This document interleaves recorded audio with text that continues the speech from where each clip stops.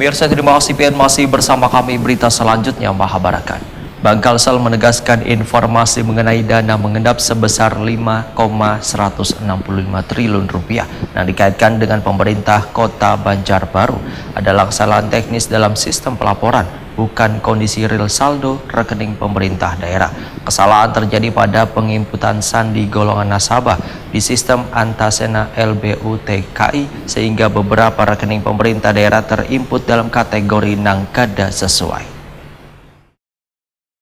Bank Kalsel menegaskan informasi mengenai dana mengendap sebesar 5,165 triliun rupiah yang dikaitkan dengan pemerintah Kota Banjarbaru adalah kesalahan teknis dalam sistem pelaporan, bukan kondisi real saldo rekening pemerintah daerah. Kesalahan terjadi pada penginputan sandi golongan nasabah di sistem Antasena LBUTKI sehingga beberapa rekening pemerintah daerah terimput dalam kategori nangkada sesuai. Namun Bank Kalsel menegaskan seluruh dana tetap aman dan tercatat dengan benar meskipun muncul kesalahan administratif dalam pelaporan.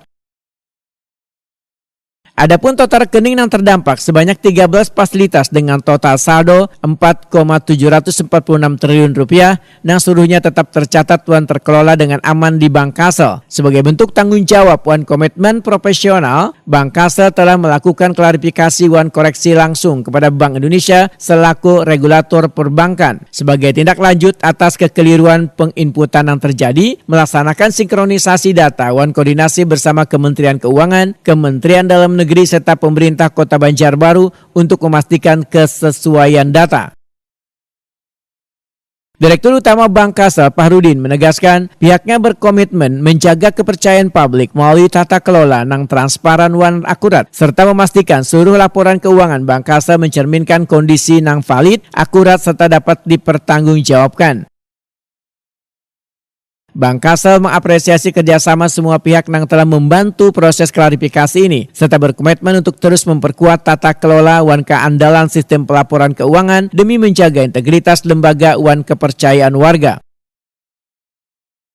Bank Kalsel menekankan bahwa kesalahan ini murni administratif, kadang memengaruhi kepemilikan maupun nilai saldo nasabah. Langkah korektif ini sekaligus memperkuat transparansi dan tata kelola internal bank guna menjaga kepercayaan publik.